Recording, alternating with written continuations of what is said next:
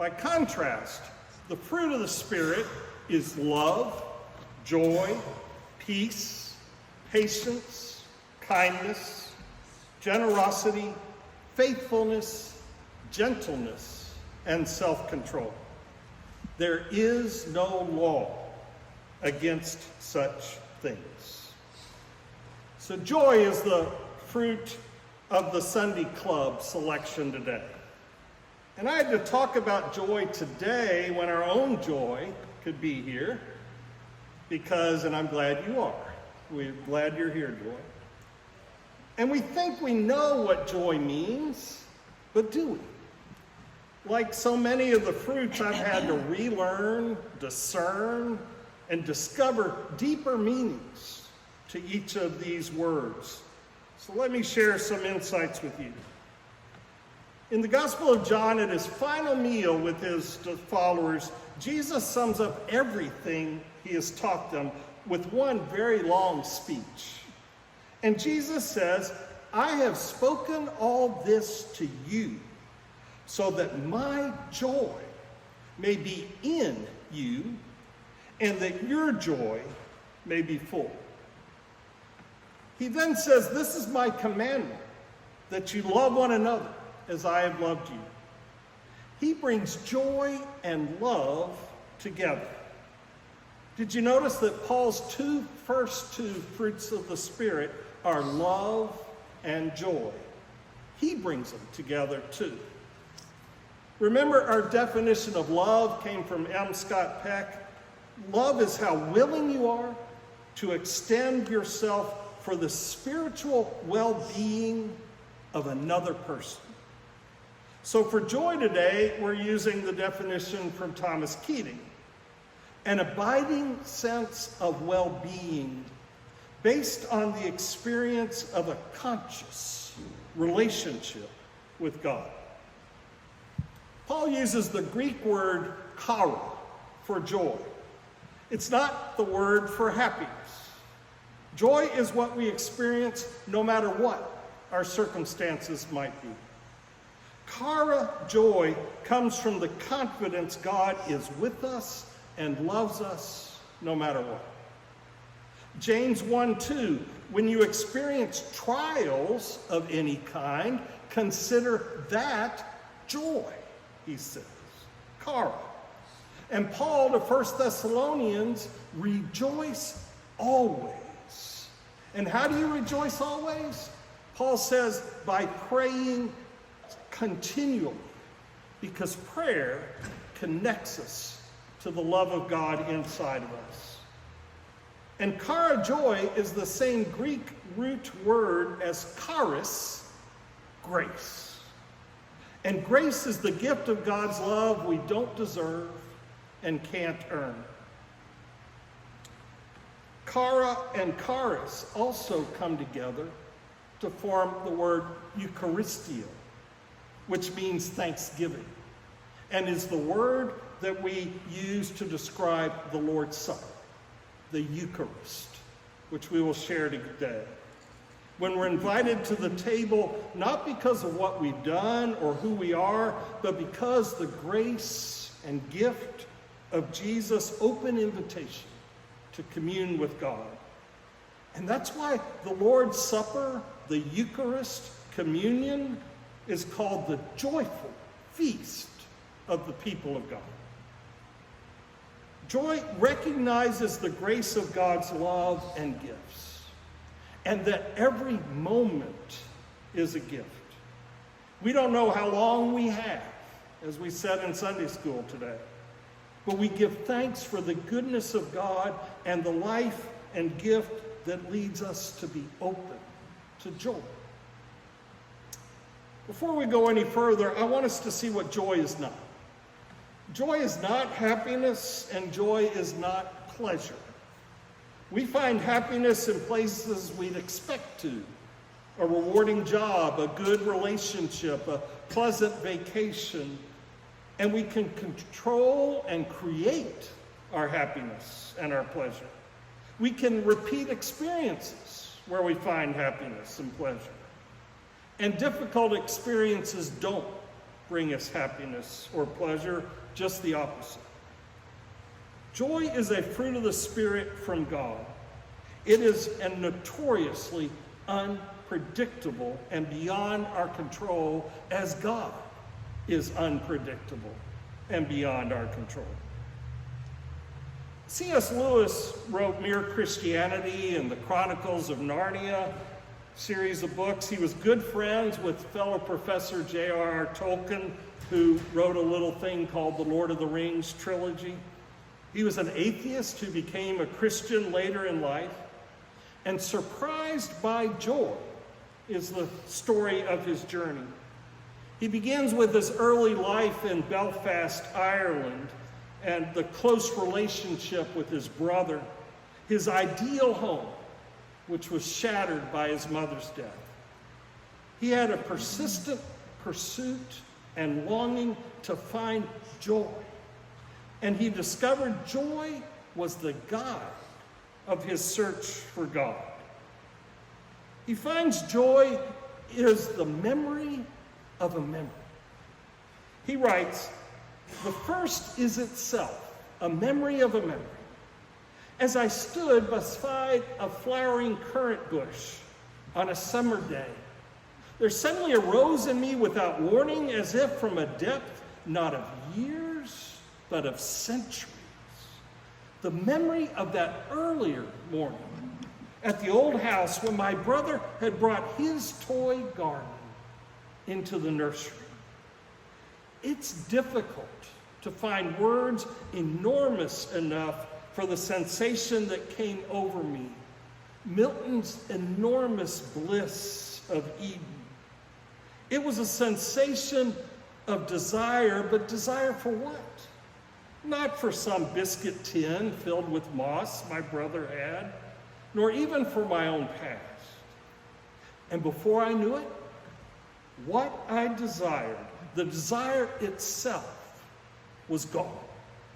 The whole glimpse withdrawn, the world turned commonplace again, or only stirred by a longing for a longing that had just ceased. It had taken only a moment of time, and in a certain sense, everything else that ever happened to me was insignificant in comparison. I call it joy, which is here a technical term and must be distinguished from happiness and pleasure. Joy, like happiness and pleasure, has only one thing in common: the fact that when we experience it, we want it again. And I doubt whether anyone who has tasted joy would ever, if it were in his power, exchange it for all the pleasure of the world. But then joy is never in our power, and pleasure often is. Remember, Thomas Keating defines joy as an abiding sense of well-being based on the experience of a conscious relationship with God. And Keating goes on to say that joy is the liberation away from the false self and the growing awareness of the true self. So in talking about joy, I need to talk about the difference between the true self and the false self. I know you didn't see it coming, but there's no other way for me to preach about joy and why joy is completely different from pleasure and happiness. Most spiritual masters agree that the most challenging spiritual problem is ourselves. As we've said before, change is when you take on something new. But transformation is when something old falls away, usually beyond our control.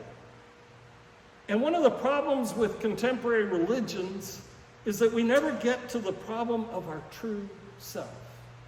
We teach change in churches instead of transformation. And this means we're just rearranging the chairs on the deck of the Titanic. If you try to make the false self feel good with your religion, then what you're doing is you're still going down, but you're going down in different chairs. If you only focus on membership and tribalism and my religion is right and yours is wrong, we block spiritual transformation from heaven. Richard Rohr writes, surely Jesus came to build bridges, not erect walls. And if we don't get past religion saying, I'm in and you're out, I'm good, you're evil, I'm saved and you're damned, I don't know what might we do to each other. There's only one thing worse than individual ego and false self, and that's the collective ego and the damage it can do. So what is the false self? 3 questions you can ask yourself. If we had time, I'd have you write these down. What are some of the most important possessions you have? Just 3. Think about 3 of your most important possessions. And what do you do? Like if someone met you at a party and asked you, what do you do? How would you answer that? And what do you think other people think about you? All the answers to those 3 questions is false self. Now I'm going to ask you a completely different question. Every time you're unhappy, every time you're frustrated, just ask yourself, is it because I cannot have something I want to have? Is it because I cannot do something I want to do? Is it because I'm concerned about what other people think of me? It will be one of those 3 every time.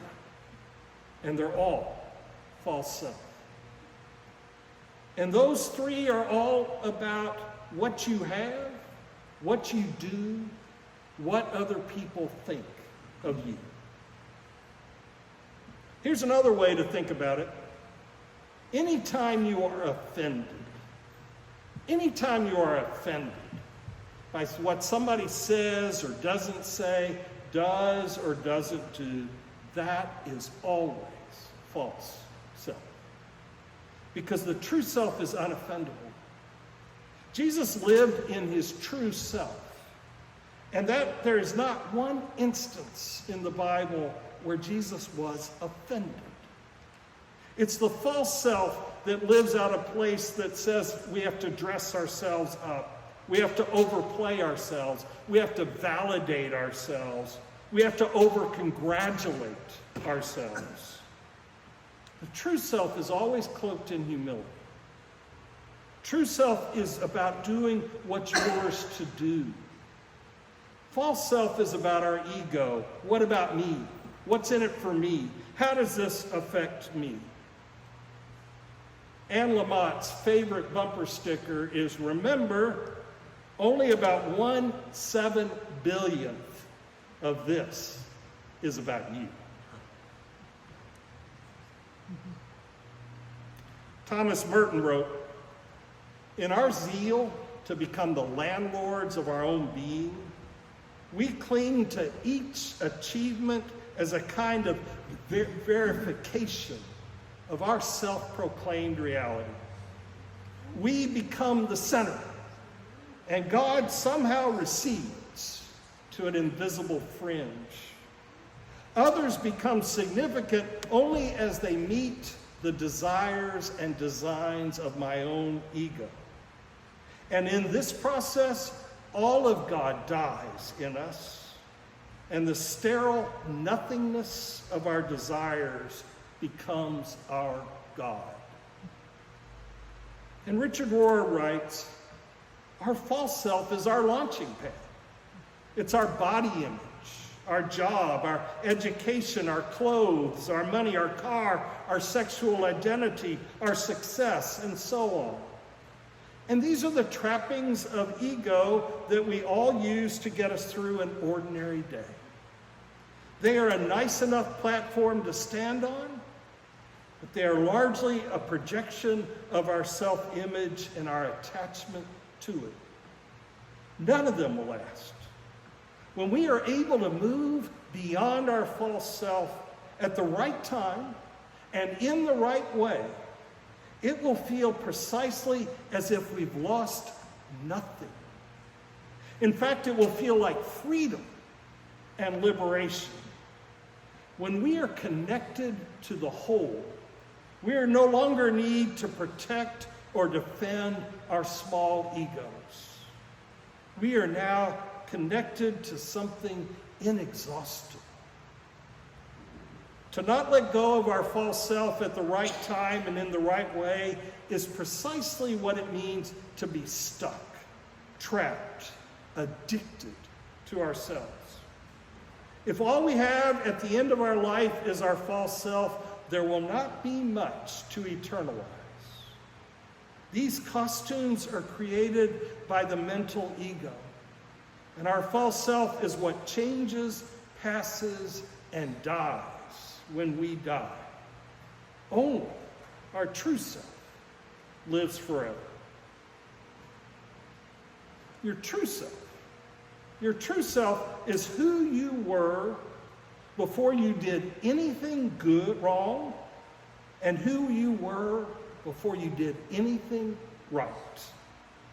The divine spark of God in each of us is our true self. Your true self isn't created. It's discovered. It's within you.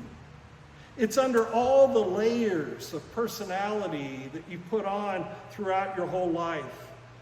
You discover your true self by allowing your false self to fall away, by not doing, by being with God, the divine in you, that is your true self. Listen for yourself here. Don't listen for somebody else. Listen for you. The false self is the young, instinctual needs for security, pleasure, independence, and control. We believe we find happiness in getting more security, pleasure, independence, and control. And if you need more and more of the same thing, it's not working. The false self is inherently insecure. How am I doing? Was it good? Do people like me? What will they think of me? The easiest rule to remind you of your false self is anytime you're offended. Ego and false self constantly defines itself in the past and the future, but not by the moment. And 90% of our thinking is just going over things over and over again, and it's usually about something that happened in the past or something that we're worried about the future, but the true self is living in the moment. And the false self is always dualistic, either or. Only knows itself by comparison and competition with something else. The true self has no need to compare and no need to compete. And the false self is everything we begin to take on as we make our way in the world, as we respond to other people, as we respond to the circumstances and situations, the hurts, the traumas, the pains of our life. We start to put on this personality that responds, this ego that responds, this sense of importance that you have when you begin to compare yourself to other people. And the false self always has either an over-deflated sense of herself, I'm not good enough, or an over-inflated self of itself, I'm better than everybody else. Think about a funeral visitation. I often hear people say, as they pass the dead body, she looks just like herself. Or he looks just like himself. The funeral home did such a good job. Really? Does a dead body really look like their true selves? What does that mean? It means that it's what we want it to be. We wish it would be. That's false self. False self is what we don't take with us through the narrow gate. True self is eternal. As opposed to all that, the true self is who I am before I did anything right or wrong. Our essence, who we were created to be by God. When you hold that newborn infant, you are holding pure essence. It's before a child has the opportunity to do something right or wrong. It's before we try to get that child to react to us by smiling or cooing or something else, and they begin to put on false self. It's what we all do. And their reactions for us are false self.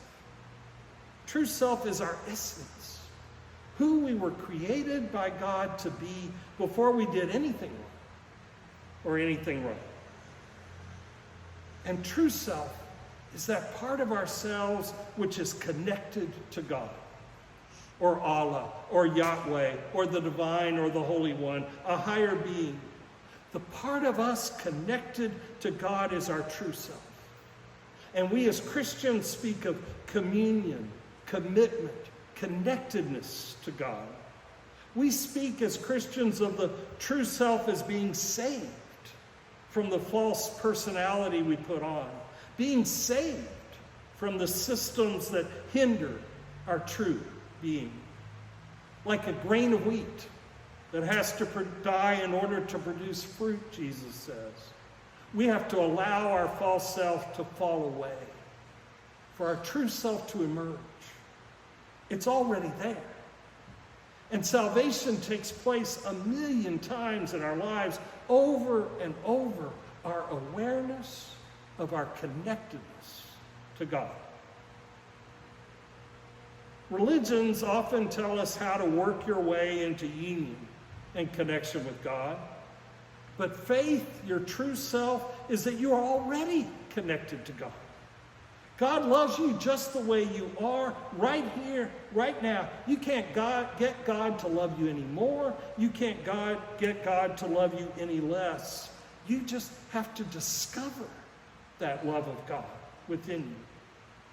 And prayer, connecting to God in you, is discovering what's there.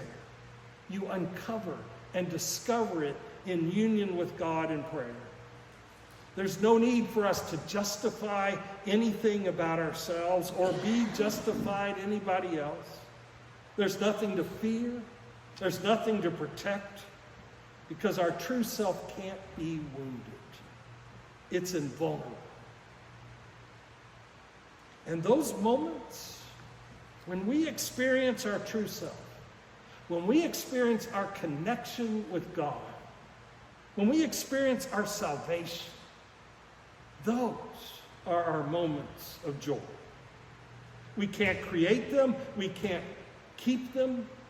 We allow them.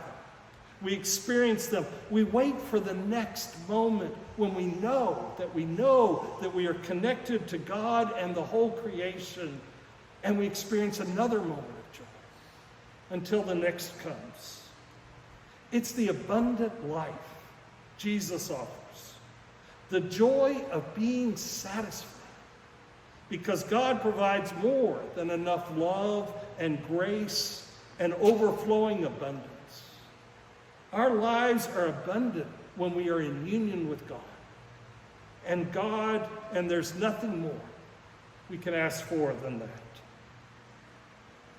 The Bible begins with the metaphor of Adam and Eve in the garden, walking with God in the cool of the evening, connected to God, to each other, and to nature, naked and not ashamed or afraid.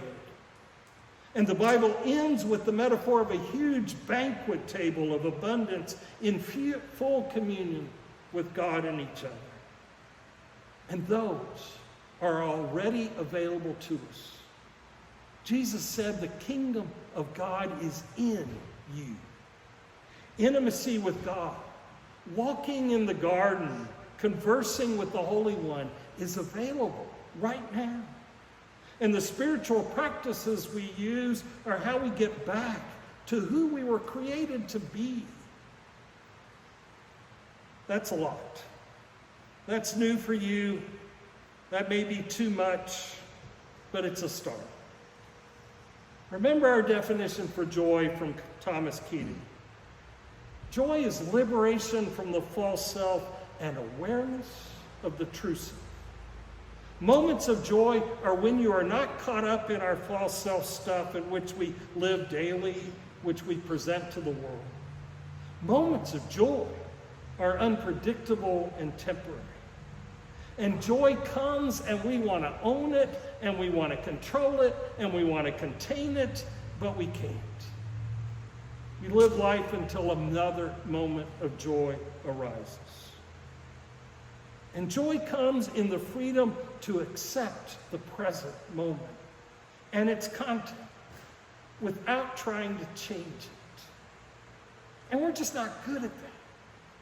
We're not good at accepting the present moment without trying to change it. Instead, we get angry and frustrated when we want to change whatever it is. We had a hard time living in patience for what comes when joy comes. And if you didn't hear anything else today, and if you want a great book on joy, I recommend Archbishop Desmond Tutu and the Dalai Lama, who shared their experiences in the Book of Joy. Finding happiness in a changing world. When Bishop Desmond Tutu, who suffered under apartheid and went to visit the Dalai Lama, who is suffering in exile, on his 80th birthday in 2015, he planned to stay a day, just wish him happy birthday, and he stayed 7 days. And during the 7 days, they talked about joy. One of the things they said was compassion for others and generosity toward others turns our fear and frustration into joy and helps joy grow in our world. And if you see them in photos like this, or listen to them talk to each other on YouTube, their joy is infectious. And they have suffered more than we can imagine. But may the joy of Jesus be in you, and may your joy be full. Amen.